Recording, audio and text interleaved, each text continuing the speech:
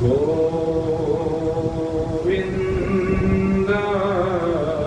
नमो नमः। श्रीकृष्णाय नमो नमः। नारायणाय नमोस्तुते।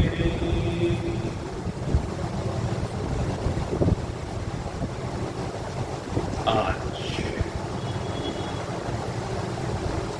अत्यंत प्रेमपूर्ण हृदय के साथ भगवत चरणारविंदों में आश्रय ग्रहण करते भगवत रस पिपासु जिज्ञासु भगवान की असीम महान महती दयाद्र करुणाद्र कृपा की प्रणाम स्वरूप आज भगवान ने हमें सौभाग्य प्रदान किया है कि हम साथ साथ बैठ करके भगवत महिमा से ओतप्रोत हो जाए। भगवान की महिमा जिसको शब्दों के द्वारा वर्णित नहीं किया जा सकता। भगवान की महिमा असीम है। भगवान की कृपा अद्भुत है और इस अद्भुत कृपा को अनुभूत करने के लिए हम सभी यहाँ पर श्रद्धा पूर्वक भगवत चरणारविंदों में आकर के विराजमान हुए। इस बार की ये कथा भाई विनय संगल जी की परम पूजनीय माता जी वैकुंठवासी गीता रानी जी की पुनीत पावन स्मृति में आयोजित की जा रही है। जैसा कि आप सभी जानते हैं, भगवान की अद्भुत अलौकिक कृपा के परिणाम स्वरूप ही गत वर्ष श्री बद्रिकाश्रम में मोक्षदायिनी इस दिव्य कथा का आयोजन इन विनय भाई के द्वारा कराया गया था और वहीं पर इनकी पूज्य माता जी भगवान की असीम अद्भुत कृपा से संयुक्त हुई और वहां उस वैकुंठ धाम में उस वैकुंठाधिपति के साथ एक रूपता को प्राप्त हुई। ऐसी कृपा युगों युगों में किसी श्रद्धालु भक्त के ऊपर ही भगवान किया करते हैं। जैसी कृपा उनके ऊपर हुई है, ऐसी गति शास्त्रों में अत्यंत दुर्लभ रही। मेरे मित्रों, हम भगवान की कृपा का जितना भी अधिक से अधिक धन्यवाद कर सकें, उसके लिए हमारे पास शब्द नहीं है। आइए उसी कृपा को अनुभूत करने के लिए हम आज पुनः इस स्थल पर प्रयास करते हैं। मेरे मित्रों, यहाँ पर ये श्रीमद् भागवत कथा का आयोजन आज से प्रारंभ हो रहा है। सर्वप्रथम इस श्रीमद् भागवत कथा का महात्मा कहा जाता है। महात्मा से तात्पर्य होता है कि श्रीमद् भागवत कथा का श्रवण करने से क्या लाभ होता है। मेरे मित्रों, दो प्रकार के लाभ इस संसार में देखे जाते हैं। एक लाभ तो वह होता है जो प्रत्यक्ष दिखाई देता है, और ये प्रत्यक्ष लाभ भौतिक होता है। ये जो भौतिक लाभ होता है ये अनित्य होता है। ये जो भौतिक पदार्थों का लाभ होता है ये कामचलाऊ होता है। ये भौतिक पदार्थ जीवन में आते हैं और चले जाते हैं, क्योंकि यही विधान है। ये सब क्षण भंगुर हैं, लेकिन इस संसार को चलाने के लिए, इस गृहस्थ को चलाने के लिए इन भौतिक पदार्थों की भी आवश्यकता होती है।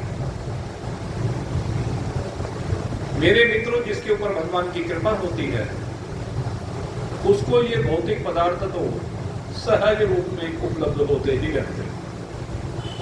जितनी जिसको आवश्यकता होती है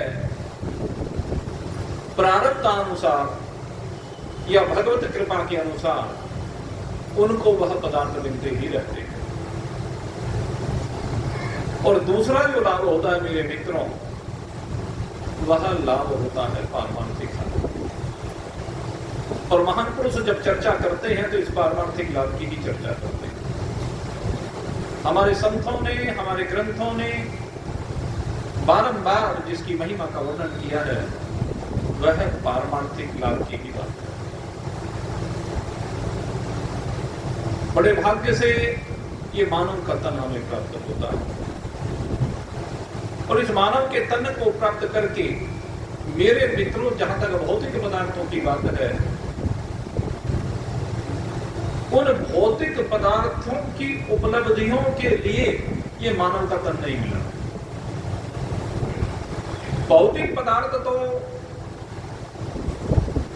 14 भुवनों में अन्य जितने भी प्रकार के जीव हैं उन सभी को मिल ही जाते हैं, और इस शरीर से कम भी मिले हुए और इस शरीर से ज्यादा भी मिले हुए। पशु, पक्षी, कीट, पतंग, जलचर, नवचर, थलचर,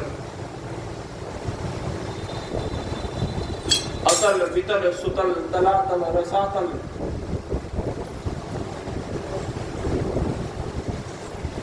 महातल, पाताल, भूभुवः स्वः महाजना तपः सप्त,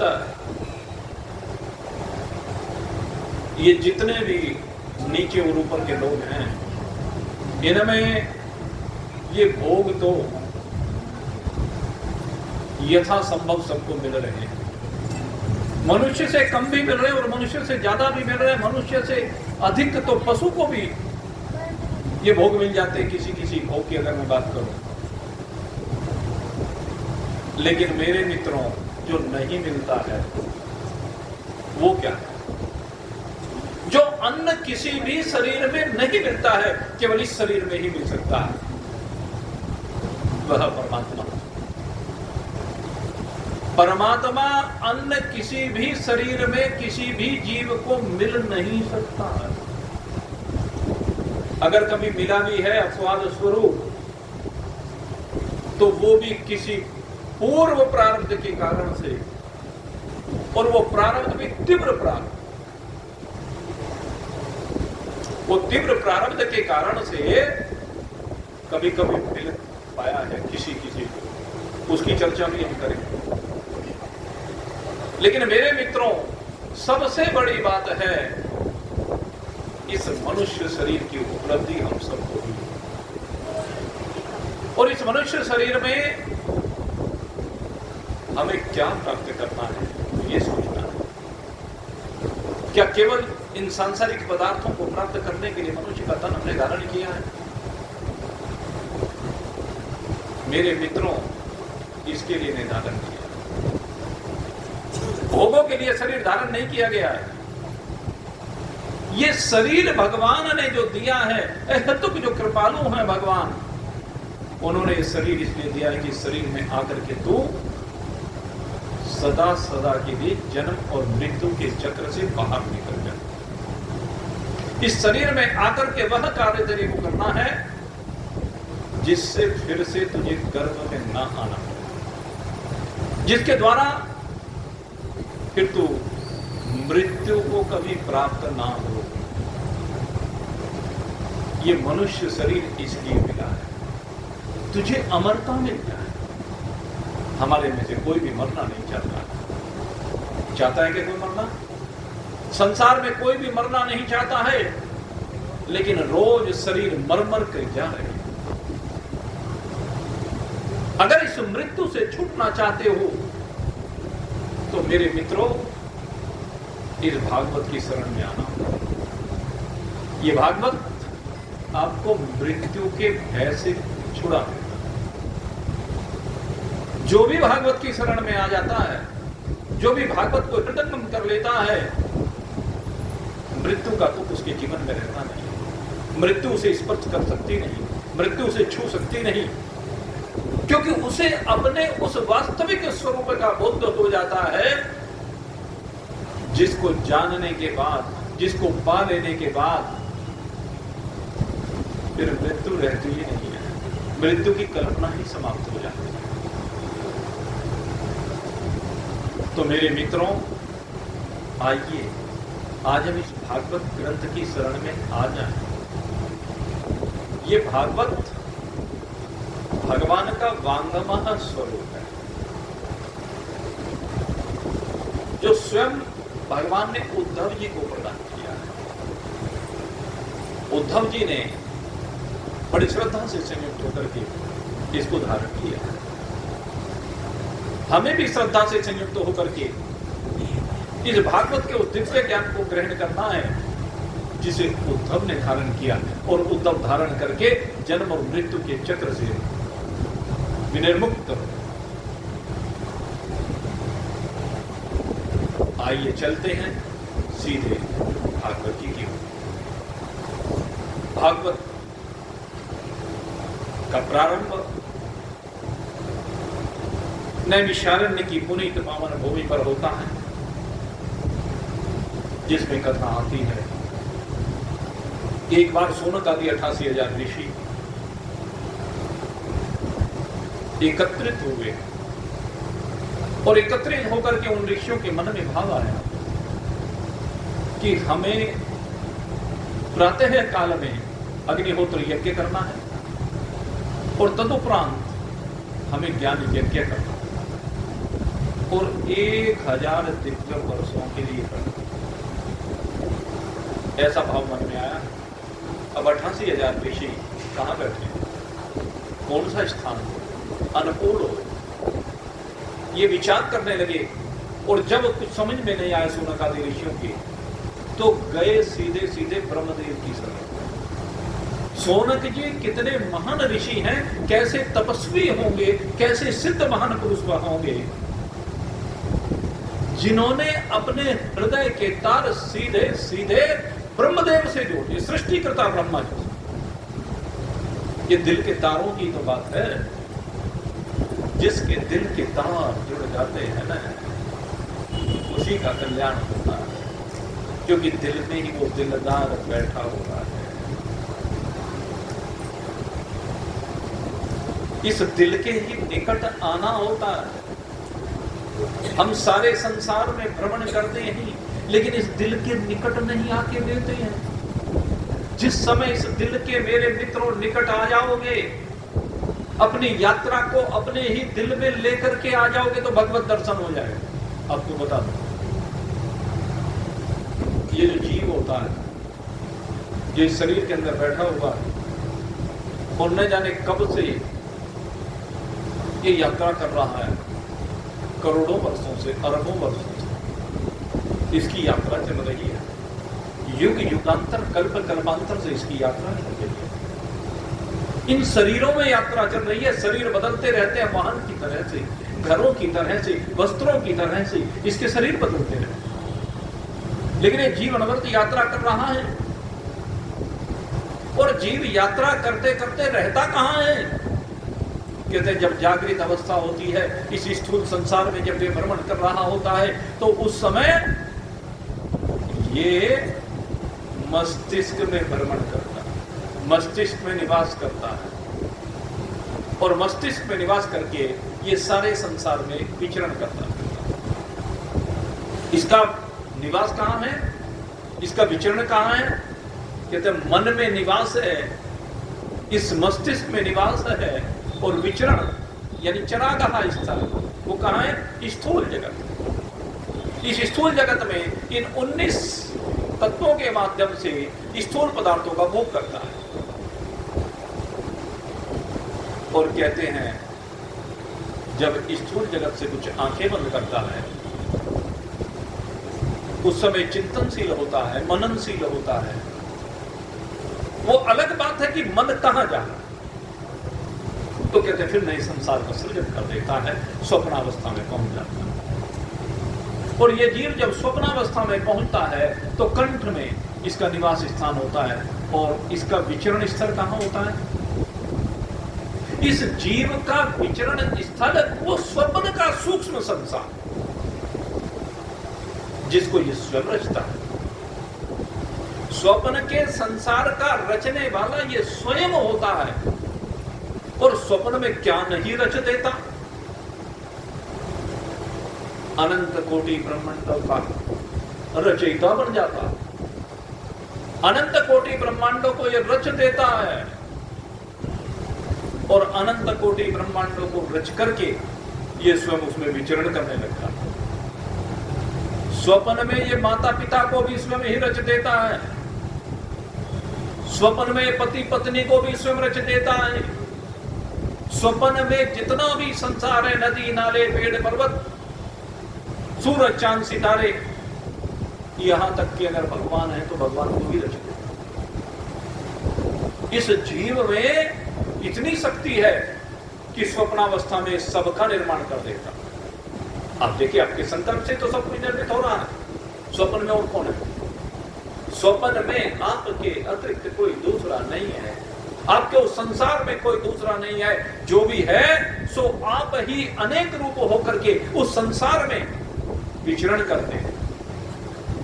अगर वास्तविकता देखी जाए तो स्वप्न के माँ भी आप हैं, पिता भी आप हैं, भाई भी आप हैं, बहन भी आप हैं, पति भी आप हैं, पत्नी भी आप हैं, बच्चे भी आप हैं, नदी नाले पेड़ पर्वत सागर सूरज चांद सितारे ब्रह्मा विष्णु महेश इंद्र आदि देवता अग्नि वरुण यम कुबेर, ये सब के सब आप ही तो हैं। आप ही एक से अनेक हो जाते हैं। और यही मेरे मित्रों, जब सृष्टि का सृजन करते हैं भगवान तो वो भी ऐसा ही करते हैं। वह एक ही अनेक रूपों में विभक्त हो जाते हैं। एको हम बहु प्रजाई, मैं एक हूं और एक अनेक प्रकार की प्रजा को उत्पन्न करने वाला बनूं, ये संकल्प ही होता है। जैसे आप में संकल्प हुआ, आपने संकल्प करके सारे ब्रह्मांड को रच दिया, इसी प्रकार से भगवान में संकल्प हुआ और भगवान ने संकल्प करके ये अनंत कोटि ब्रह्मांडों की रचना कर। आपकी रचना में और ब्रह्म की रचना में थोड़ा सा अंतर है। अब आप कहेंगे कि अंतर क्या है? उन्होंने भी ब्रह्मांड बनाया, हमने भी ब्रह्मांड बनाया, दोनों में अंतर क्या है? तो मेरे मित्रों, अंतर ये है ब्रह्म की, भगवान की जो रचना है, भगवान अपनी उस रचना को रचने के बाद उस रचना से विलग रहता है। भगवान उस रचना से चिपकता नहीं है, भगवान का उस रचना में मैंपना नहीं है, भगवान का उसमें अहंकार नहीं है। और हम उस सारी रचना में मैंपने को लिए फिरते हैं, उसमें अहंकार को लिए फिरते हैं, और इसीलिए उस रचना में बंध जाते हैं, उसमें बंद करके फंस जाते हैं, और ये जन्म जन्मांतर से फंसे हुए हैं। मेरे मित्रों, तो ये दूसरी बात हुई स्वप्नावस्था की। अब मैं तीसरी बात मेरे लिए करूं तो तीसरी बात क्या है? आप जानते हैं तीसरी अवस्था होती है सुसुप्ति अवस्था। ये जो तीसरी अवस्था जिसको हम सुसुप्ति अवस्था कहते हैं, जरा इसके बारे में चिंतन कीजिए। इसमें क्या होता है? कहते हैं इसमें जीव का जो वास स्थल होता है वो हृदय होता है। वास स्थल इसका हृदय होता है, और विचरण स्थल क्या होना चाहिए और क्या हो जाता है? विचरण स्थल क्या होना चाहिए? कहते इसे परमात्मा में विचरना चाहिए। इसका विचरण स्थल क्या होना चाहिए? परमात्मा। जब ये परमात्मा जो हृदय में बैठे हुए हैं, सुसुप्ति अवस्था में ये उन परमात्मा के निकट जाता है, उनके आश्रय में पहुंच जाता है, उनके बिल्कुल निकट होता है, तो उस अवस्था में इसे परमात्मा में विचरण करना चाहिए, व्यापक परमात्मा में विचरण करना चाहिए। लेकिन ये व्यापक परमात्मा में विचरण नहीं करता है, अपितु क्या करता है? सो जाता है। जो करने योग्य था वो किया नहीं, सो गया। परमात्मा के दिल के साथ अपने दिल के तार मिलाने, परमात्मा के दिल के साथ इसको जुड़ना था। दिल ही में दिलदार की दर्शन पाओ, इस दिल के तुम नजदीक जरा से आओ, है दिल ही में दिलदार की दर्शन पाओ। दिल में ही दिलदार बैठा हुआ है, वो दर्शन करने का समय है। और जो दर्शन करने का समय भगवान ने इसे दिया है, उस समय ये भगवान का दर्शन नहीं कर रहा है। क्या कर रहा है? सो रहा है। हमारे गुरुदेव बार बार यही तो कहा करते थे, अरे यही तो जागने का समय है। तेरी जागृत अवस्था, तेरी स्वप्न अवस्था, वो तो प्रमाद की अवस्था है। और यहां पर जब मन के संकल्प विकल्प से विरहित होकर के तुझे जागना था, अपने स्वरूप का बोध प्राप्त करना था, भगवान के साथ तेरा सीधा सीधा साक्षात्कार होना था, उस अवस्था में तू सो रहा है। हमारे गुरु जी कहा करते थे, कब का सोया सुधि नहीं आई, कब का सोया सुधि नहीं आई, जगा रहे श्रुति सज्जन भाई, कब का सोया सुध नहीं आई, जगा रहे श्रुति सज्जन भाई। अब तो निद्रा त्याग पूंजी लुट गई रे, पूंजी लुट गई रे, सोने वाले जा, पूंजी लुट गई रे, सोने वाले जा। अरे सोने वाले जाग जा, तेरी पूंजी लूटी जा रही है। जिस कार्य के लिए तुझे मनुष्य का शरीर मैंने दिया था, तू उस कार्य को नहीं करता। जहां जाकर के तुझे जागना था, वहां जाकर के तू सो गया। इसीलिए तू परमात्मा से मिल नहीं पाया। मेरे मित्र परमात्मा की गोद में बैठकर भी अगर सो रहा है, तो ई चेत वेदी तत सत्यमस्ति न चेत वेदी महत्ति। परमात्मा की गोद में बैठकर भी सोना, तूने वो सब कुछ गवा दिया जिसके लिए इस मनुष्य शरीर को पाया। मनुष्य शरीर इसीलिए तो पाया था कि मैं इस शरीर में बैठ करके परमात्मा को पाऊंगा। परमात्मा माने आनंद, परमात्मा माने सुख। परमात्मा सुख का वो अखंड स्रोत है, सुख का वो अनंत स्रोत है, जिसको पाने के बाद फिर कुछ पाना शेष नहीं रह जाता, लेकिन तू पाकर भी उसके पाने से वंचित रह जाता, पाकर भी पाने से वंचित रह। मेरे मित्र, इसलिए जाग जा। बार बार महान पुरुष जगा रहे हैं, सब संत जगा रहे हैं। उठ जाग मुसाफिर भोर वाली, अब रहन कहां सोवत। अब रहन नहीं है, जो तू सो रहा है। अरे जब महान पुरुषों का संग तुझे मिल जाए तो उस समय जागना ही, सोनक आदि ऋषि झांक गए हैं, इसलिए ब्रह्मदेव के पास गए हैं। इस सृष्टि के सबसे पहले गुरु अगर देखा जाए तो ब्रह्मा है। सृष्टि के कह रहा हूं, इस सृष्टि के। वैसे तो अनादि सबके गुरु कौन है? भगवान नारायण। भगवान नारायण ने ही ब्रह्मदेव को ज्ञान प्रदान किया। सबसे पहले भगवान नारायण ने ही ब्रह्मदेव को चतुश्लोकी भागवत का उपदेश किया है, या कह लीजिए 4 महावाक्यों का उपदेश किया है। 4 महावाक्य जिनके द्वारा ब्रह्म तत्व का बोध होता है। प्रज्ञानम ब्रह्म, तत्त्वमसि, अहम ब्रह्मास्मि और अयम आत्मा ब्रह्म। इन 4 महावाक्यों का विस्तार 4 श्लोकों में किया गया और फिर 4 श्लोकों का विस्तार 1 लाख वेद के मंत्रों के रूप में किया गया। ये भगवान ने उपदेश दिया है। फिर इसी का सार अनंत ग्रंथ सब संतों ने उसी को गाया है।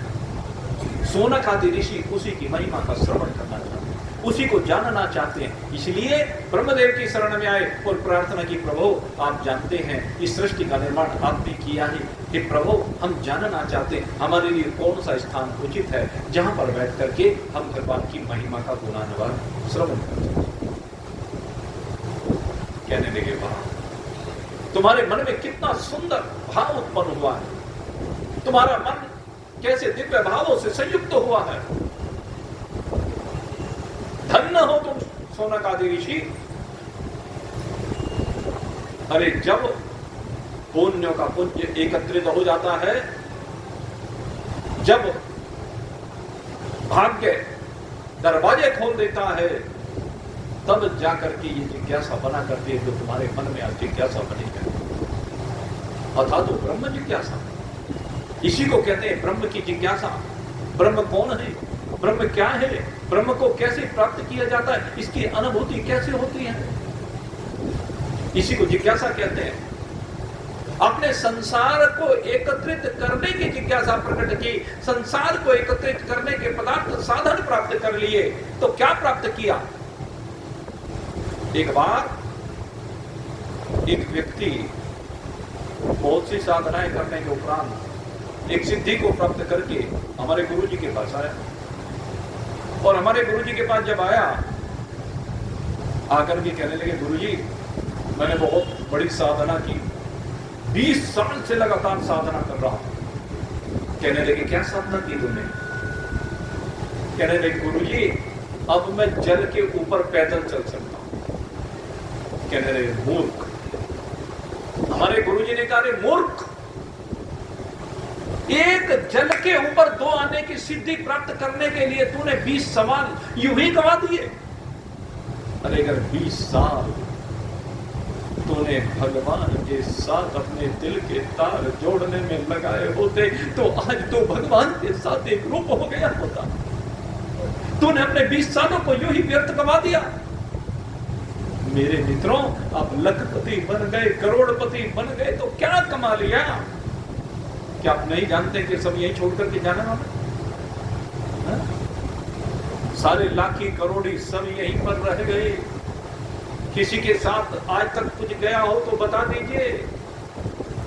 ये धन कभी किसी का हुआ नहीं है। ये धन किसका है? किसी का नहीं है।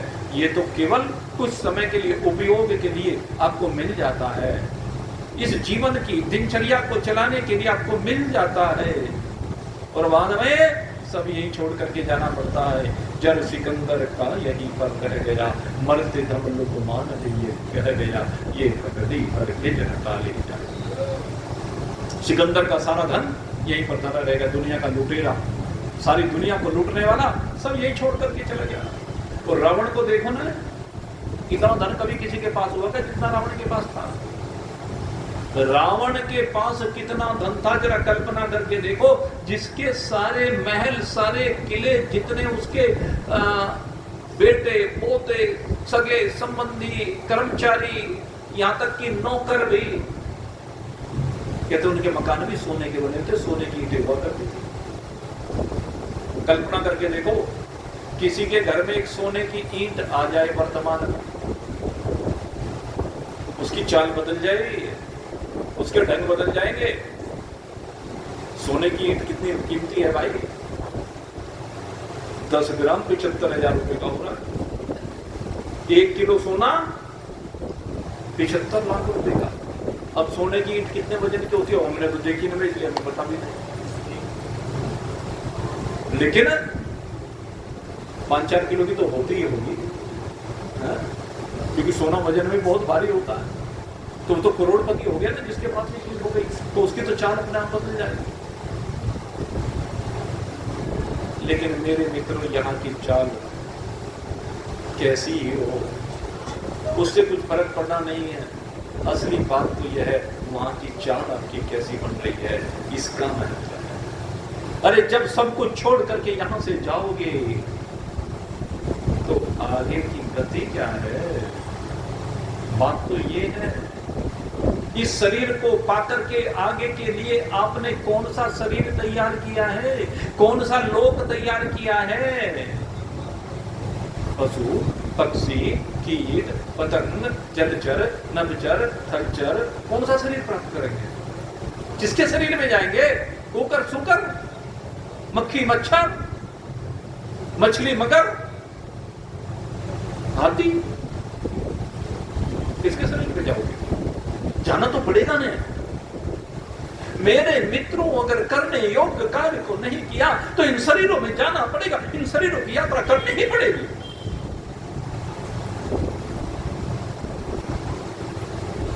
और अगर यदि आपने परमात्मा के साथ इस दिल के तार जोड़ लिए तो मेरे मित्रों फिर इनमें जाना नहीं पड़ेगा। अपनी इस चाल को हमें सुधारना है, अपनी इस चाल को हमें बदलना है। ये चाल इन 84 लाख योनियों में नहीं, ये गति इन 84 लाख योनियों की नहीं, 84 लाख योनियों से परे। यद्गत्वान निवर्तन्ते तद्धाम परमम्। भगवान कहते हैं इस शरीर में आकर के उस गति को प्राप्त करना है, उस धाम को प्राप्त करना है। यद्गत्वान निवर्तन्ते, जिसमें जाकर के फिर निवृत्ति, किसकी? इसकी निवृत्ति हो जाती है, उसकी निवृत्ति नहीं होती। इहलोक से लेकर परलोक तक की सबकी निवृत्ति हो जाती है। सब विनाशी हैं, सब क्षण भंगुर हैं, कोई रहने वाला नहीं है, लेकिन उसकी निवृत्ति होने वाली नहीं है। यद्गत्वान निवर्तन्ते तद धाम परमम् मम, वो मेरा धाम है। और उसी धाम को प्राप्त करने के इच्छुक कौन है? ये सोनक आदि 88,000 ऋषि हैं, वो यही चाहते हैं। ब्रह्मा जी ने कहा तुम्हारा प्रश्न बड़ा उत्तम, तुम्हारे इस उत्तम प्रश्न का जवाब देने में विलंब नहीं करना चाहता। बड़े भाग्यशाली होते हैं वो लोग जिनके पुण्य का उदय होता है। इसलिए मैं मनश्चक्र छोड़ता हूं, और जहां भी जाकर के मनश्चक्र शांत हो जाए वहीं पर जाकर के बैठ जाता। मन का घूमता हुआ चक्र जहां जाकर के शांत हो जाए वहीं बैठ जाओ।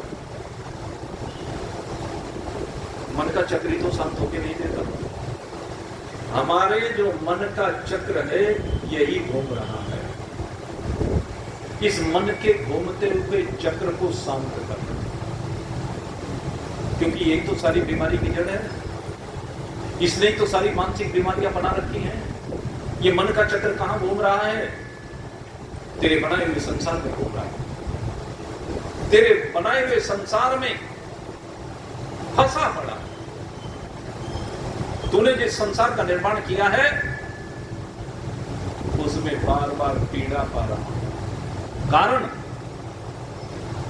भगवान ने जब ये संसार बनाया तो वो इस संसार से विलग है, वो इस संसार से असंग है और तो चिपका हुआ है। अरे संसार तो बना लेकिन संसार से चिपक मत। संसार तू नहीं है, तूने संसार को मैं मान लिया है। संसार तू नहीं, संसार तेरा है और तेरा तू से अलग होता। मैं मेरे से अलग होता तो संसार अलग है, तू अलग है। इस बात को पहचान। और जिस समय तू इस बात को पहचान लेगा कि संसार अलग है और मैं अलग हूं, तो फिर संसार के चक्कर में फंसेगा नहीं, संसार से निर्वहन करेगा। असली बात क्या कि संसार से निर्वहन मात्र करना है, यही जीवन जीने की कला है। इसी कला को महापुरुष बारंबार सिखाते हैं। इसी कला को सीखना चाह रहे हैं शौनक आदि ऋषि। शौनक आदि ऋषि इस कला को ही तो सीखना चाह रहे हैं। इसलिए क्या सूत्र दिया कि मन के घूमते हुए चक्र को शांत करो। मन का जो घूमता हुआ चक्र है, जब तक ये शांत नहीं होगा मेरे मित्रों, तब तक बात बनेगी नहीं। और ये शांत कब होगा? जब अपने बनाए हुए संसार को समझ लोगे। किस रूप में समझ लोगे?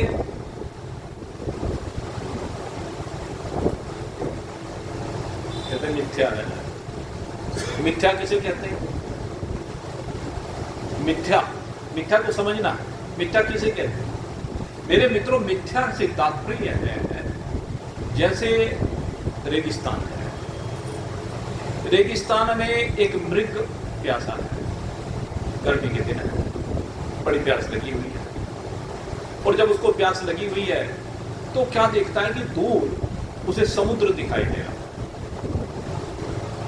कहने लगे बहुत पानी है, तो उस पानी को पाने के लिए वो दौड़ता है कि पानी पीकर के प्यास बुझा दूंगा।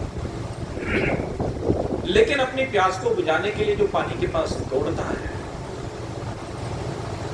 आगे बढ़ता जाता है, चौकड़ी लगाते जाता है, आगे बढ़ता जाता है, थक गया। कहने लगे पानी निकट ही नहीं आके दे रहा, पानी नजदीक ही नहीं आकर दे रहा है। क्यों? पानी निकट क्यों नहीं आकर दे रहा है? क्योंकि वास्तव में वहां पानी है नहीं, लेकिन उसे दिख तो रहा है ना। न होते हुए भी दिखना, और इसको समझना। हमें पानी दिख रहा है लेकिन समझा क्या हमने कि ये पानी नहीं है, रहित है। जिस दिन इस बात को समझ लोगे उसी समय में आपके समझ में आ जाएगा कि ये मिथ्या है। मिथ्या की यही परिभाषा। उससे क्या होगा? कहते हैं आपकी समझ में आ जाएगी कि रेत ही पानी के रूप में दिखाई दे रहा है। ये रेत पानी के रूप में दिखाई दे रहा है, पानी है नहीं।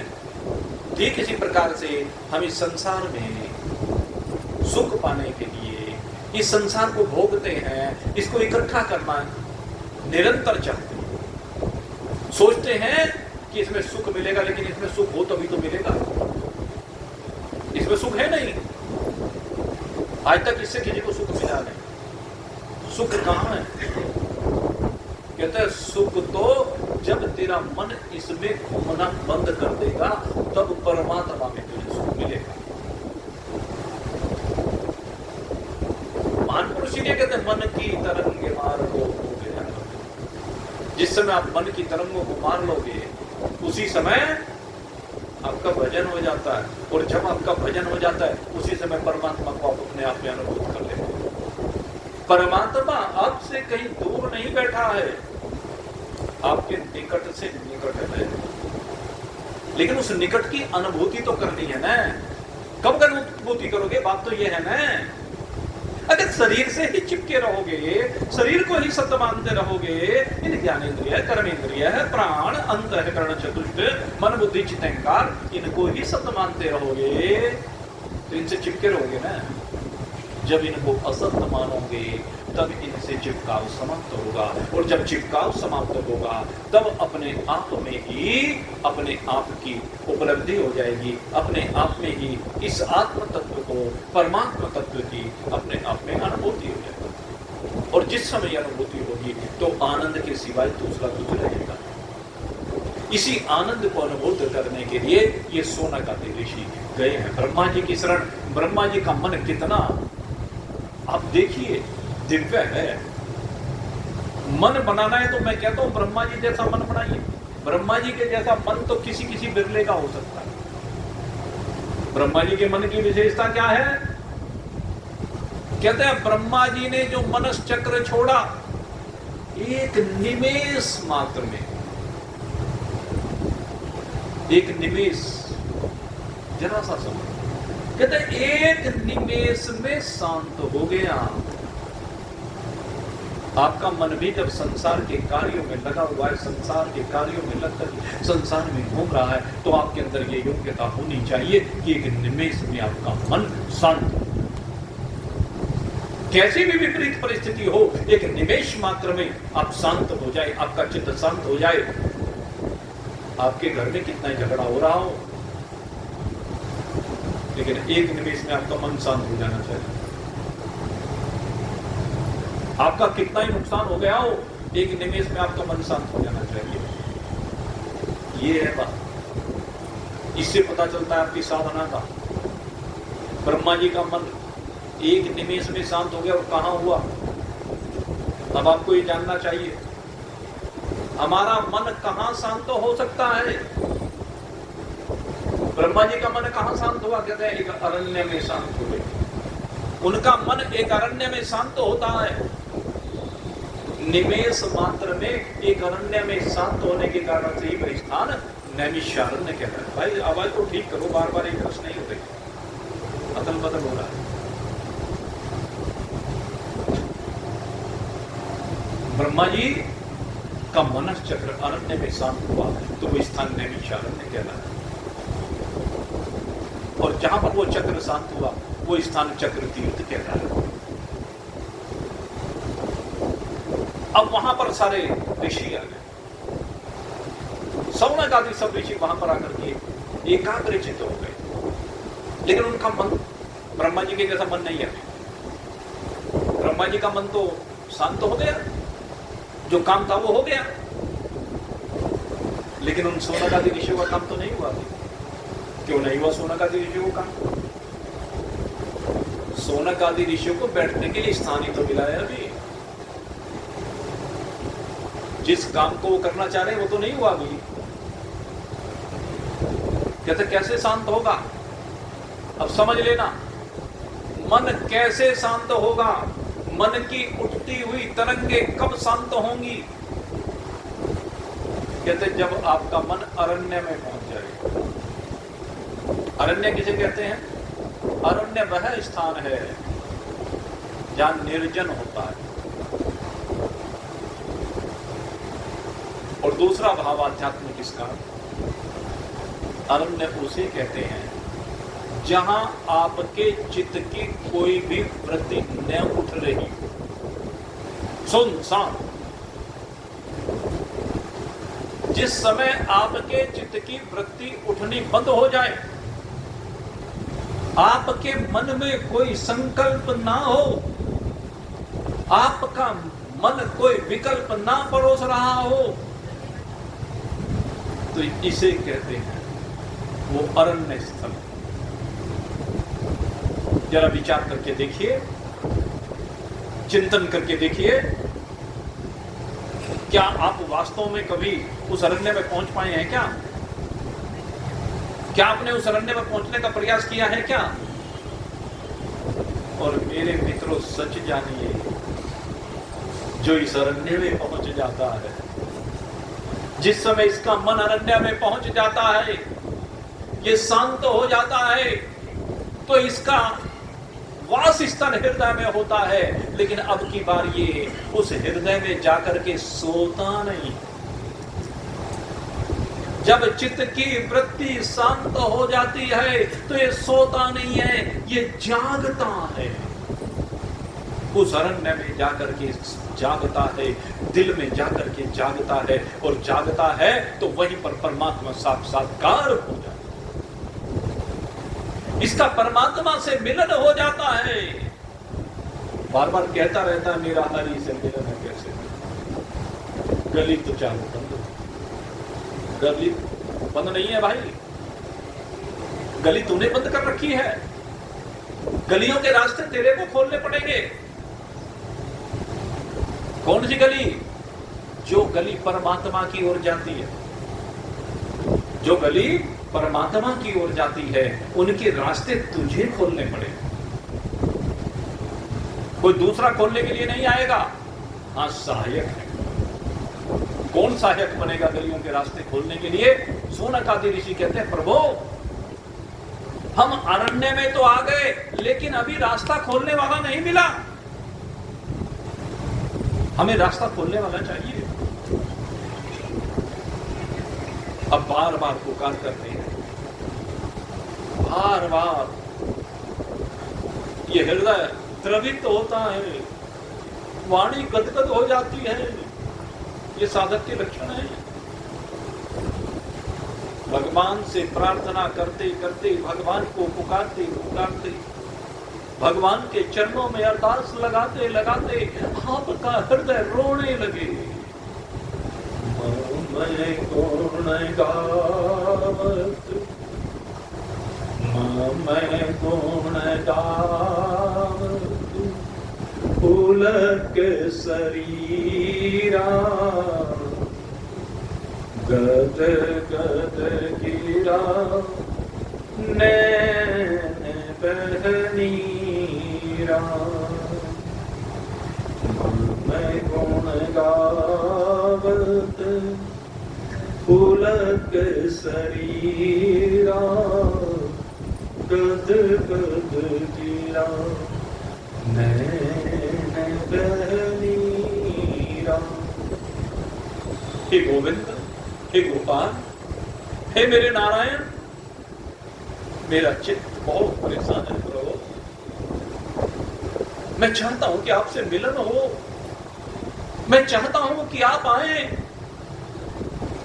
प्रभु आपको पुकार रहा हूं, हे करुणानुदान, हे दयालु कृपालु भगवान,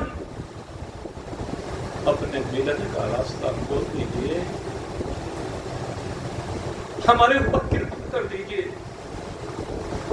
और जब मेरे मित्रों शौनकादि ऋषियों ने करुण पुकार की हो, तो उनके मंत्र में उनकी उस पुकार के द्वारा वहां पर श्री सूत जी का प्रकटना हो गया है। रोम हर्षण के पुत्र उग्रश्रवा नाम के ये सूत जी हैं, भगवान वेद व्यास जी के शिष्य हैं, इनका प्रकटन हुआ। और जैसे ही इनका प्रकटन हुआ है, ये शौनकादि ऋषि हर्षित, क्योंकि शौनक जी सूत जी की महत्ता को जानते हैं, उनकी दिव्यता को जानते हैं, और तुरंत शौनकादि ऋषियों ने सूत जी के चरणों में प्रणाम किया। उनके चरणों में प्रणाम करके उनको उच्च सिंहासन पर विराजमान किया है, बड़ा दिव्य सिंहासन जिस पर उनको विराजित किया, अनेक प्रकार से उनकी पूजा अर्चना की है, सेवा की है, और तदुपरांत उनके चरणों में आकर के बैठ गए। और चरणों में आकर बैठे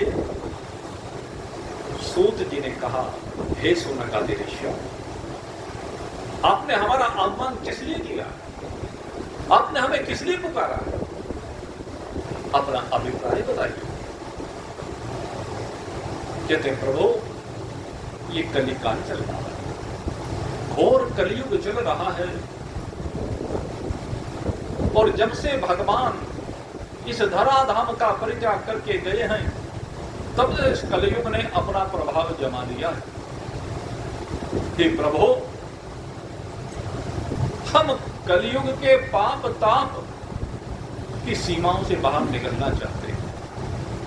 इस कलयुग में भी हम चाहते हैं कि परमात्मा से हमारा मिलन हो जाए, और लेकिन वो परमात्मा से मिलन किस प्रकार से हो हम जानते नहीं हैं, ये आप जानते हैं, इसलिए हमने आपका आह्वान किया। हे प्रभु, हमारे ऊपर कृपा कीजिए। भक्ति ज्ञान विरागाप्तो विवेको वर्धते महान्। भक्ति ज्ञान विरागाप्तो विवेको वर्धते महान्। माया मोह निराश्रश्च वैष्णवे क्रियते कथम्। हे प्रभु, हम भक्ति को जानना चाहते हैं, हम ज्ञान और वैराग्य को जानना चाहते हैं, हम इन तीनों के वास्तविक स्वरूप को जानना चाहते हैं और साथ साथ उस विवेक को प्राप्त करना चाहते हैं। जान तो बहुत लोग जाते हैं, लेकिन विवेक नहीं हो गए। सबसे बड़ी समस्या क्या है? विवेक नहीं होता।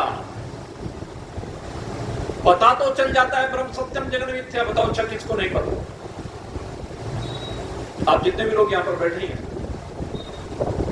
इस संसार के बारे में कौन ऐसा है जो ये नहीं जानता कि हमें इस संसार को छोड़ करके जाना है? बताओ, है क्या कोई ऐसा जो ना जानता हो?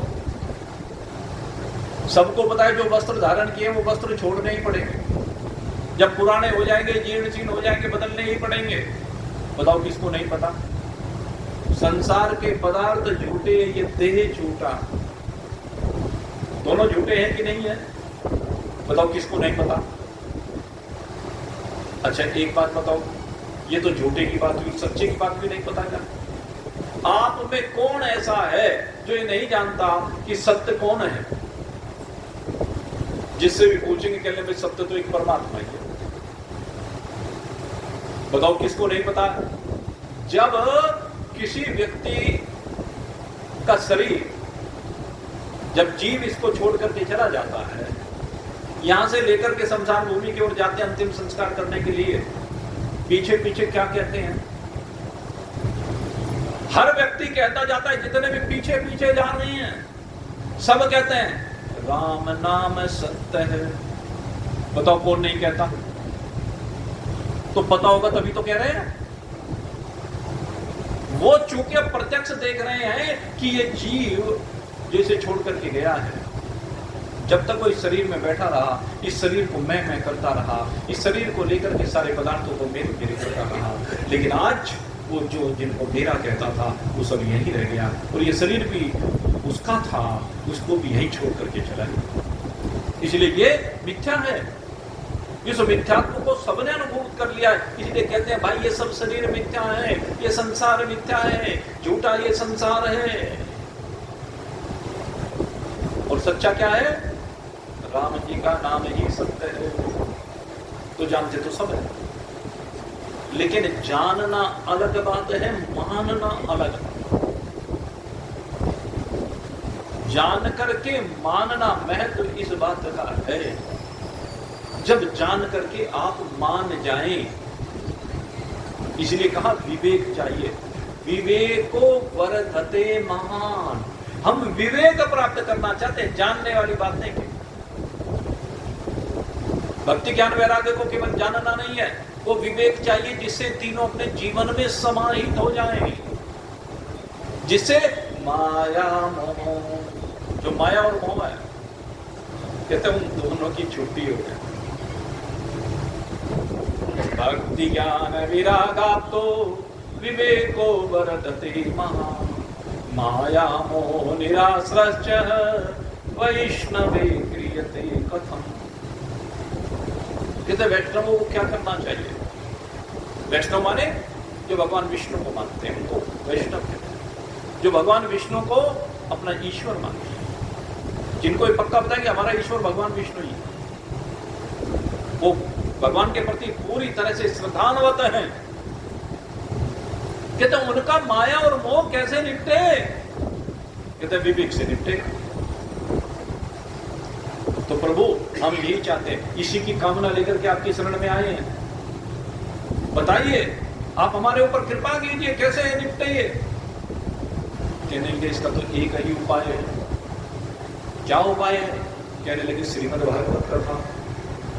श्रीमद् भागवत कथा के श्रवण करने से और श्रवण करने के बाद उसके ऊपर मनन करने से और फिर उसको जीवन में उतारने से। देखो तीनों बातें हैं।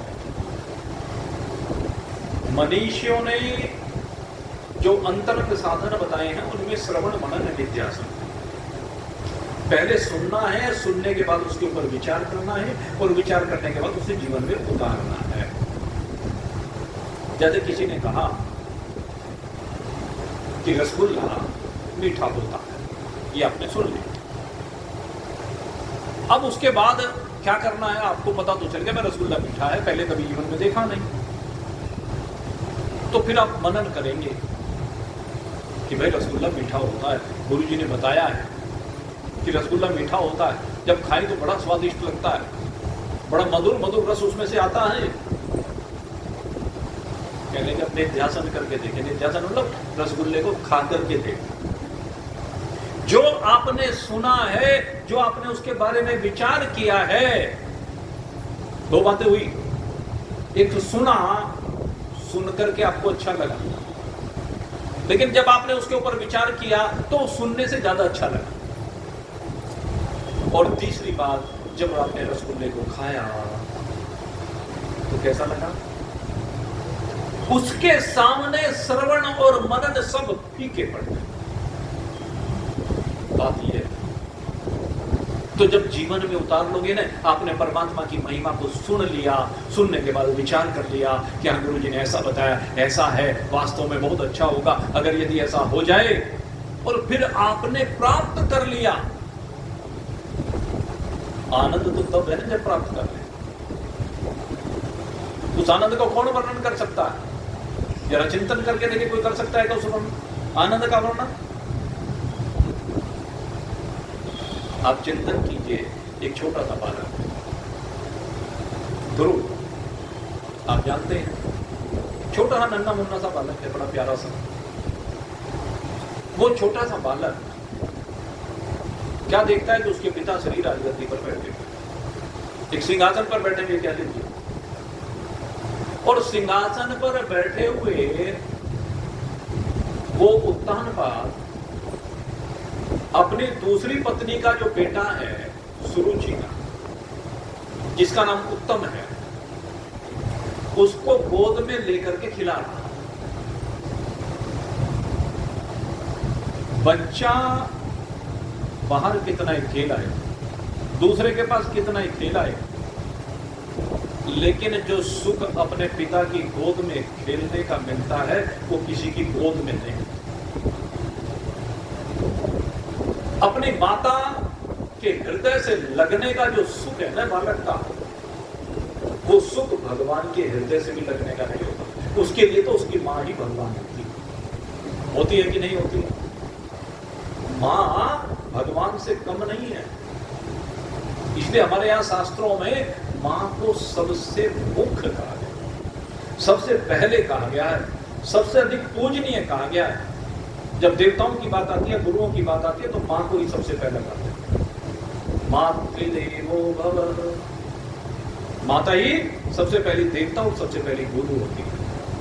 तो खैर वो बालक, उसको देख करके उसका भी मन होता कि मैं भी अपने पिता की गोद में ऐसे ही जैसे ही खेल रहा है, ये मैं भी खेलूं।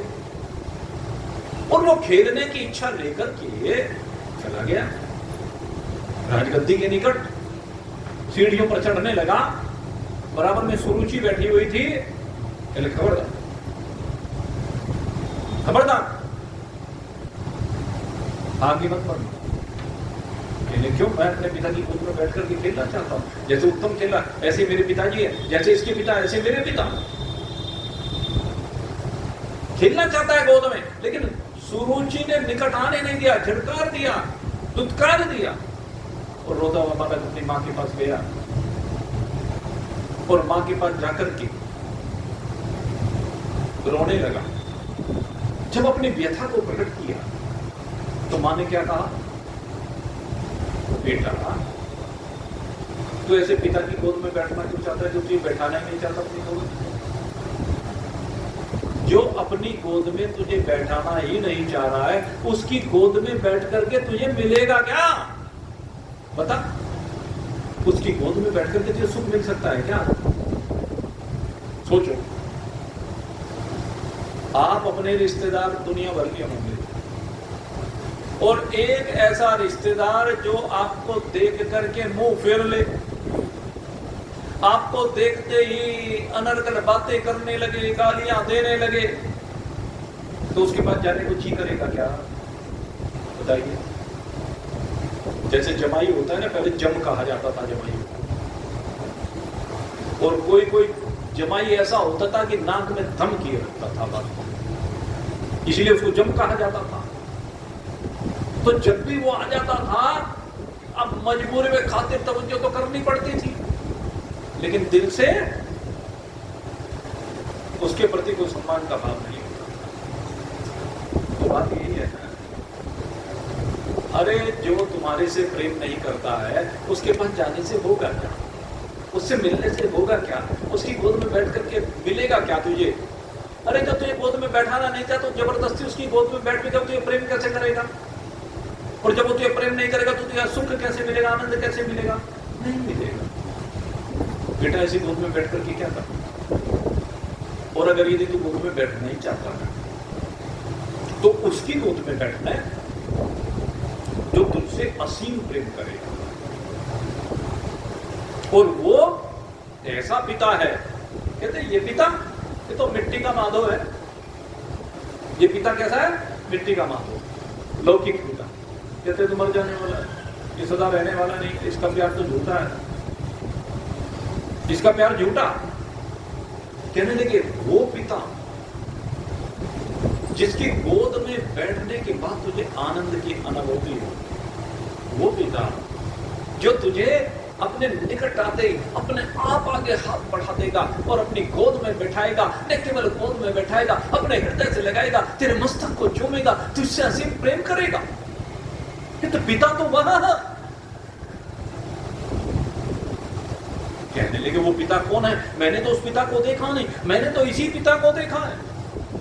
कहते बेटा वो पिता परम पिता परमात्मा है, वो सबका पिता है, वो सबको अपनी गोद में बैठा लेता है जो भी भाव लेकर के उसके पास जाता है। कहने लगे तो मां तूने पहले क्यों नहीं बताया? मैं ऐसे पिता को प्राप्त करने का प्रयास करूंगा। अब उसने श्रवण और मनन दोनों साथ साथ किए। छोटा सा बालक श्रवण भी कर रहा है और मनन भी कर रहा है। श्रवण क्या किया? मां ने श्रवण करा दिया कि बेटा वो पिता ऐसा पिता है जो तुझे आनंद प्रदान करेगा, वो तुझे अपनी गोद में बैठा करके असीम प्रेम देगा, उसकी गोद में बैठने से तेरे सारे दुखों की निवृत्ति हो जाएगी। तो उसको लगने लगा कि हाँ ऐसा पिता अगर यदि कोई है तो वास्तव में मेरा दुख मिट जाएगा। विचारते तो फिर तो मुझे उसको पाना चाहिए। उसने सुन भी लिया, मनन भी कर लिया, लेकिन अभी वो पिता मिला तो नहीं ना, पिता मिला तो नहीं ना अभी। अब वो चाहते हैं कि वो पिता मुझे मिले, इसलिए उस पिता को पाने के लिए वो छोटा सा बालक, निरीह बालक रो चल देता। और कहां चला? जंगल की ओर। क्यों? क्योंकि मां ने कहा कि जंगल में जाकर के तपस्या करनी पड़ती है। तपसा आराध्य पुरुषः, कहते तप के द्वारा वो मिलता है। जब बारंबार हम उसे पुकारते हैं, तप करते हैं, शरीर को हम बार बार संयमित करते हैं, इंद्रियों को वश में करते हैं, इंद्रियों के दौड़ते हुए घोड़ों की चाल को रोक देते हैं, तब वो मिलता है। कहने लगे ठीक है, चल दिया। मन में भावना है मुझे मिलना है, उसको पाना है, और पाने के लिए जंगल में किसी की परवाह नहीं करते हुए बड़ा चला जा रहा है।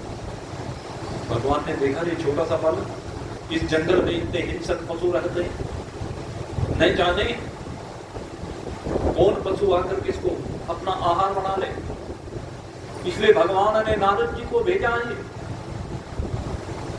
और नारद जी रास्ते में सामने आ गए तो छोटे से बालक ने देखा, देख करके प्रणाम किया। कोई संत है, देव ऋषि नारद, उनसे बड़ा संत जगत में कोई दूसरा नहीं है नारद। इस संसार में आप भागवत में देखेंगे, जब भी किसी की भी मुक्ति हुई है, जिसको भी परमात्मा मिला है, वो सब नारद जी की कृपा से। नारद जी ऐसे देव ऋषि संत है। तो ध्रुव को संत मिल गए। अब ध्रुव ये नहीं जानता कि भगवान मिलते कैसे, माता से सुन तो लिया। नारद जी कहने लगे, बेटा यहाँ जंगल में क्यों घूम रहा? कोई हिंसक पशु आएगा, तुझे अपना भोजन बना करके खा जाएगा। कहते मुझे इस बात की चिंता नहीं है, शरीर तो मिथ्या है, शरीर तो जाएगा, शरीर सदा रहने वाला है नहीं। फिर कहते मुझे तो परमात्मा को पाना है, मेरी माँ ने कहा है मुझे परमात्मा की गोद में बैठना है, उसकी गोद सबसे अधिक सुखद है। कहने बेटा, अरे जब तू बड़ा हो जाएगा तब उसके लिए प्रयास करना, इतनी छोटी सी उम्र। कहते मेरी माँ तो कह रही थी कि उम्र का कोई इसमें भाव ही नहीं है, उम्र का कोई हिसाब ही नहीं है, परमात्मा तो सबके लिए सहज सुलभ है।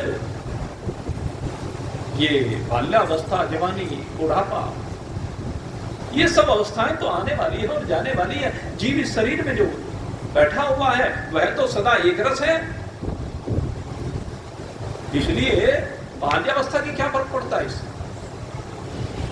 वाह बेटा, पढ़ करके आए, ऐसे ही शिष्य की आवश्यकता आप पर।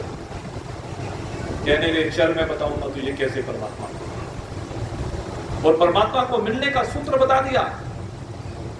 वृंदावन की पुनीत पावन भूमि पर लेकर के आए, और वृंदावन की पुनीत पावन भूमि पर ला करके एक रेत के टिल्ले पर बैठा दिया, और रेत के टिल्ले पर बैठा करके कहा बेटा लो गुरु मंत्र ग्रहण करो।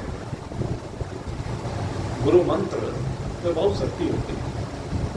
यद्यपि भगवान का मंत्र है, मंत्र सारे भगवान के ही होते हैं, लेकिन जब वो गुरु के मुख से ग्रहण किया जाता है तो उसकी शक्ति बढ़ जाती है, क्योंकि उसके साथ गुरु की भावना जुड़ जाती है। हर गुरु ये चाहता है कि मैं अपने शिष्य का कल्याण होते हुए,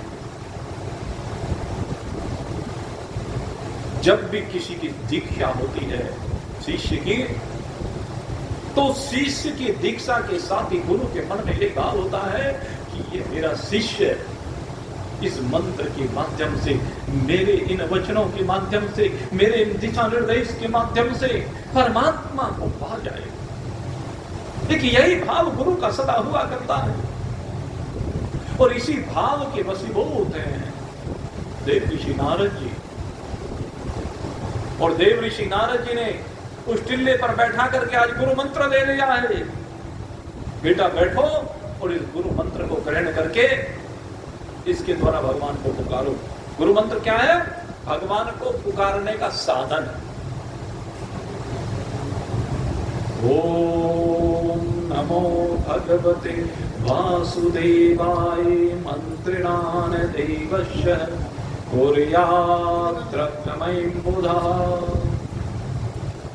कौन सा मंत्र दिया? ये वो मंत्र है जिससे सीधे सीधे परमात्मा मिलते हैं। अगर श्रद्धा है, विश्वास है, प्रेम है। और ध्रुव ने इस मंत्र को ग्रहण किया, विश्वास किया, श्रद्धा के साथ इसका जाप किया, और जाप करते करते 6 महीने के, केवल 6 महीने लगे। ऐसा दिव्य उसका तप रहा है, ऐसी साधना रही है कि 6 माह के अंदर भगवान का प्रकटन हो गया। और जब भगवान का प्रकटन हुआ, भगवान ने देखा ये छोटा सा बालक कैसे मेरे लिए एकाग्र चित्त होकर के, भूखा प्यासा सब कुछ का परित्याग करके यहां पर विराजमान हुआ है। भगवान आए और आकर के स्वयं उसको अपने गोद में बैठा दिया। उस छोटे से बालक ध्रुव को अपनी गोद में न केवल उठा लिया, अभी तो जिस प्रकार से कि पिता अपने हृदय से लगाता है रोते हुए बालक को, उसी प्रकार से भगवान ने उस बालक को अपने हृदय से लगाया। और हृदय से लगाते ही दिल से दिल के तार मिले, और जैसे दिल से दिल के तार मिले दोनों एक हो गए। और अब तो अश्रुओं की धारा बह जा रही है। ध्रुव के ऊपर ऐसी कृपा भगवान ने की है। मेरे मित्रों, ये कृपा आपके ऊपर हो सकती है, सबके ऊपर हो सकती है, लेकिन कब? मैं आपको सूत्र बता रहा था, श्रवण मनन निधिध्यासन। दिन जी, ध्रुव ने पहले सुना, फिर मनन किया, और उसके बाद निधिध्यासन किया। यह है निध्यासन का परिणाम। हम सुन लेते हैं, मनन भी कर लेते हैं, लेकिन जीवन में उतारते नहीं। गुरु के वाक्य जीवन में उतारने के लिए हैं। जो निधिध्यासन करता है उसी को ये परमात्मा तत्व की उपलब्धि होती है, उसी को आनंद की प्राप्ति होती है, उसी के दुख मिट जाते हैं। आज इसी भावना को लेकर के ये सोनक आदि ऋषि एकत्रित हुए। उन्होंने कहा विवेको वर्धते मां, हमें वो विवेक प्राप्त करना, उस विवेक की वृद्धि करनी है जिससे हमारे जीवन में भगवान उतर जाए। सुन तो बहुत रखा, आपने देखा होगा इन सोनक आदि 88,000 ऋषियों में ये तो उग्रश्रवा नाम के सूत जी हैं। इनसे पहले इनके पिता रोमहर्षण से बहुत पुराणों की कथा सुन रखी है। भगवान वेदव्यास जी के शिष्य तो रोमहर्षण जी थे। प्रयाग में बैठ करके शिव पुराण की कथा भी सुनी है, अनेक तीर्थों पर बैठ करके अनेक पुराणों की कथा इन्होंने सुनी है, तो सुन बहुत रखा, लेकिन अभी तक आनंद की अनुभूति नहीं हुई, उस परमात्मानंद की अनुभूति नहीं हुई। और जब उस परमात्मानंद की अनुभूति नहीं हुई तो उसी अनुभूति को करना चाहते हैं, उसको प्राप्त करना चाहते हैं। इसलिए सूत जिसे कहते हैं, प्रभु हम वो पाना चाहते हैं जो अब तक हम नहीं प्राप्त कर पाए, जिससे अभी तक हम वंचित हैं। ब्रह्मनिष्ठ ब्रह्मविद्ध महान पुरुषों की शरण में जाकर के हम बैठ तो जाते हैं, हम उनसे आत्मज्ञान का उपदेश भी श्रवण कर लेते हैं। अथा तो ब्रह्म जिज्ञासा जो कही जाती है, वो जिज्ञासा तो हमारे मन में, उस ब्रह्म को जानने की जिज्ञासा तो मन में है, लेकिन मेहनत नहीं करते। सबसे बड़ी समस्या यह है। और जब मेहनत नहीं करते तो अनुभूति होके नहीं देते, शरीर भाव हटके नहीं देता, ज्ञानेंद्रिय कर्मेंद्रिय प्राण अंतःकरण के माध्यम से विषयों के भोगों से बाहर निकल नहीं पाते। मेरे मित्रों, रीजन्स ढूंढने पड़े, और जब आपको रीजन्स मिल जाए उनकी निवृत्ति करनी, तभी तो परमात्मा तत्व में उपस्थिति होगी, तभी तो परमात्मा से मिलन होगा। अन्यथा परमात्मा से मिलन कैसे होगा? मेरे मित्रों, परमात्मा से ऐसे मिलन नहीं हो सकता। ये आज उस बुद्धि को सुलझाना चाहते हैं। भिद्यते हृदय ग्रंथि छिद्यन्ते सर्व संशय। वे अपने हृदय में लगी हुई गांठ को खोलना चाहते हैं।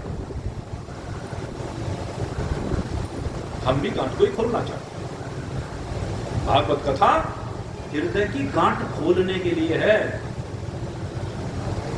और ये गांठ कैसे खोली जाती है, इन 7 दिनों में मैं आपको यही बताऊंगा।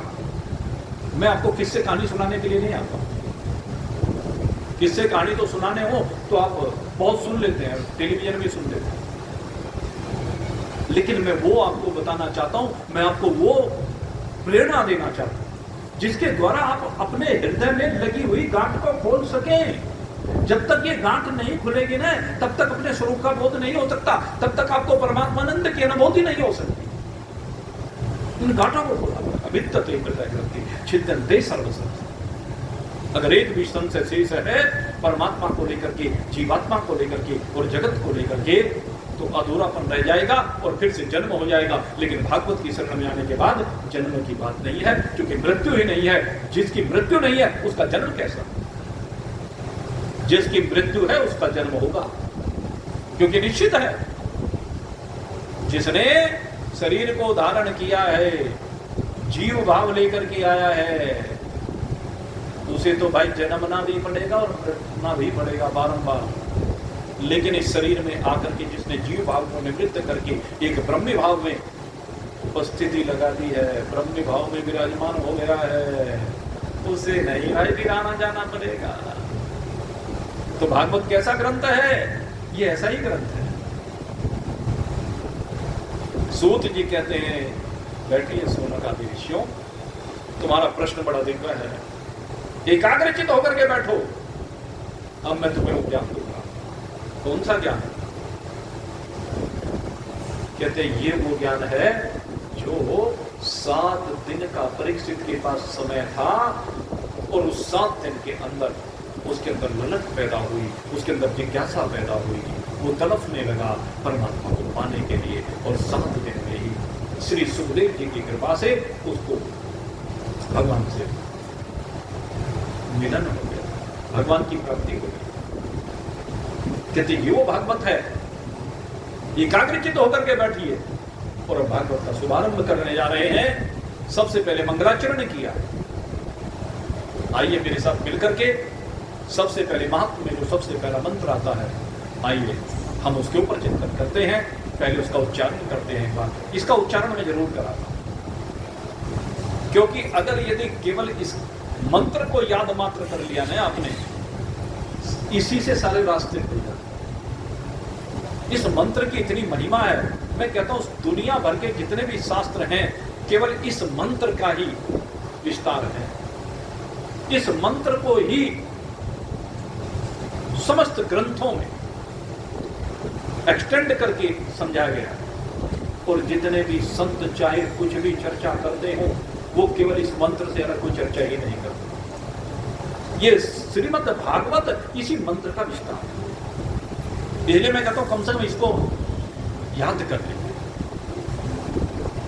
पहले मैं बोलूंगा, फिर आपको आनंद आएगा।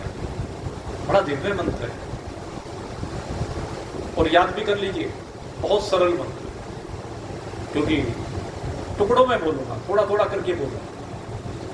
प्रयास करना मेरे साथ। पहले मैं बोलता हूं, फिर आप बोलिए। सच्चिदानंद रूपाय बोलेंगे क्या इसको? ये तो सबको बहुत आसानी से याद हो जाएगा। क्या? सच्चिदानंद रूपाय।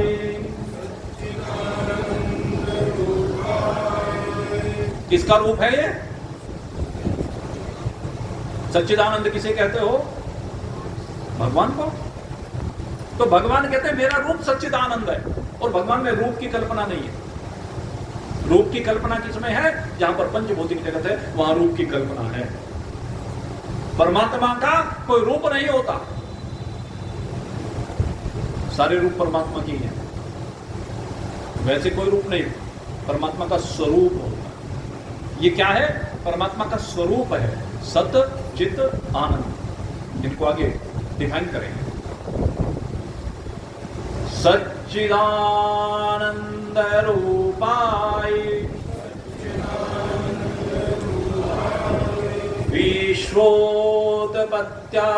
विश्वोत्पत्त्यादिहेतवे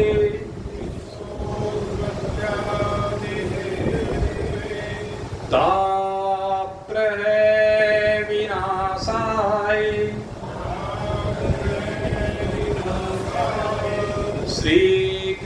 श्रीकृष्णाय वयं नमः।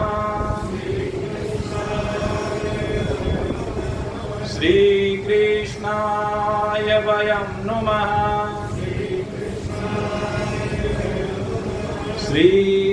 श्रीकृष्णाय वयं नमः। अच्छा देखो, दो बातें। पहले तो कहा सच्चिदानंद रूपाय, पूर्वार्ध, और उत्तरार्ध में क्या कहा? श्री कृष्णाय वयम नमः। तो इसमें तो याद करने में कहीं कोई दिक्कत नहीं है। सच्चिदानंद रूपाय सबको याद रहेगा, और श्री कृष्णाय नमः, वयम नमः। यहां पर अकेले की बात नहीं कही गई, वयम का है, यानी सब करते हैं, हम सब मिलकर के नमस्कार करते हैं। क्यों करते हैं? इसमें दो चीजें। अब बीच की बात होता है, मध्य का हिस्सा देखना पड़ेगा ना। भगवान के स्वरूप का वर्णन कर दिया, भगवान को हमने नमन कर दिया। क्यों कर दिया? कहते भगवान करते क्या है, अब ये और बता दिया। सबसे पहले तो कहा भगवान जगत का सृजन करते हैं, भगवान जगत का पालन करते हैं, और भगवान जगत को अपने आप में ले। ये क्या है? विश्वोत्पत्त्यादि हेतवे, विश्व की उत्पत्ति आदि के जो हेतु हैं वो विश्वोत्पत्ति आदि के। और कहते हैं उत्पत्ति करने के बाद फिर क्या करते हैं? कहते सारा जगत 3 तापों से युक्त रहता है, 3 प्रकार के दुख उसके जीवन में होते हैं। और भगवान क्या करते हैं? कहते जो उसकी शरण में आ जाता है, जो भगवान को हम नमन क्यों करें। एक प्रश्न मेरे से किसी ने पूछा था कि हम भगवान को नमस्कार क्यों करें, तो उसका जवाब यहां पर दे दिया गया। तापत्रय विनाशाय, क्या है? तापत्रय विनाशाय, 3 प्रकार के ताप होते हैं। कौन से? दैहिक, दैविक, भौतिक, ये 3 प्रकार के, आध्यात्मिक, आधिदैविक और आदि भौतिक, 3 प्रकार के कष्ट हमारे जीवन में होते हैं। एक शरीर संबंधी रोग होते हैं, एक दूसरे प्राणियों के द्वारा दिए जाते हैं, एक दैविक आपदाओं से। तो 3 प्रकार से हमें कष्ट प्राप्त होते हैं। कहते हैं जो भगवान को नमन करता है, जो भगवान की शरण में चला जाता है, भगवान उसके उन कष्टों का हरण कर लेते हैं। सीधा सा बात, गोस्वामी जी महाराज ने भी इसी बात को कहा, राम राज्य यही तो है। राम राज्य की अगर यदि हम बात करें, राम जी का राज्य होते हुए भी धोबी ने, वैसे वाल्मीकि रामायण में धोबी नहीं आता, वहां पर तो प्रोकोपवाद कहते हैं। एक ने नहीं कहा, अनेकों ने कहा कि रावण के घर में रही हुई सीता को अपने यहां रख लिया। अनेकों ने कहा। तो राम राज्य में भी दुष्ट प्रकृति के लोग तो रहा करते थे, लेकिन राम राज्य की एक विशेषता वाल्मीकि रामायण में जो वर्णित है, गोस्वामी जी महाराज ने जिसके लिए कहा, दैहिक दैविक भौतिक ताप, राम राज्य काहू नहीं व्यापा। कहते दैहिक दैविक भौतिक ताप ये राम राज्य में किसी को व्यापते नहीं। और राम जी का राज्य कहाँ हो फिर वो? अगर यदि हम समस्त अयोध्या वासियों में कहीं, तो उसमें तो नहीं रहा भाई, उनके दिल तो साफ नहीं थे। लेकिन कहते हैं राम राज्य में ऐसा ही होता है। राम का राज्य कहां स्थापित करना है?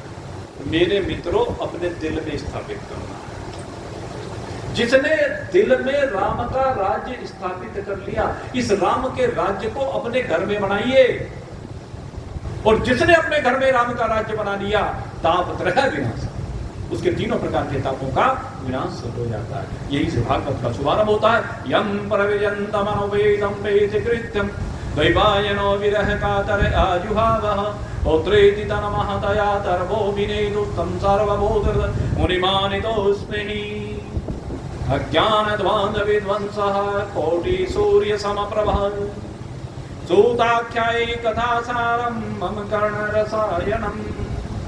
इसमें मंगलाचरण किया गया है भगवान वेदव्यास जी के द्वारा। भगवान श्री कृष्ण को नमन किया है, महामुनि सुखदेव जी को नमन किया है, इन सूत जी को नमन किया है। और नमन करने के बाद अब कथा का प्रारंभ किया गया है। कथा का जो प्रारंभ किया गया है वह है श्री सूत जी के द्वारा। यहाँ पर कथा का प्रारंभ किया जा रहा है। जब शौनक आदि ऋषियों ने जिज्ञासा प्रकट की है, तो जिज्ञासा के प्रकट करने पर ये सूत जी अब कथा को प्रारंभ करने जा रहे हैं। वैसे तो कथा को आपके सामने प्रतीकात्मक रूप से प्रारंभ कर दिया गया है। अब जो बात सूत जी कहना चाहते हैं, सुखदेव जी कहना चाहते हैं, गोकर्ण जी कहना चाहते हैं, उद्धव जी कहना चाहते हैं, मैत्रेय जी कहना चाहते हैं, या अन्य अन्य जो भी महान पुरुष कहना चाहते हैं, वह आपके सामने। क्योंकि आज तो समय हो गया, क्या करें। और आपको पता है समय की बाध्यता है। 9 का मतलब 7 का मतलब 7। आज आप लोग विलंब से आए, कल आदत बुरी है ये, आदत बुरी है ये। आदत कैसी है?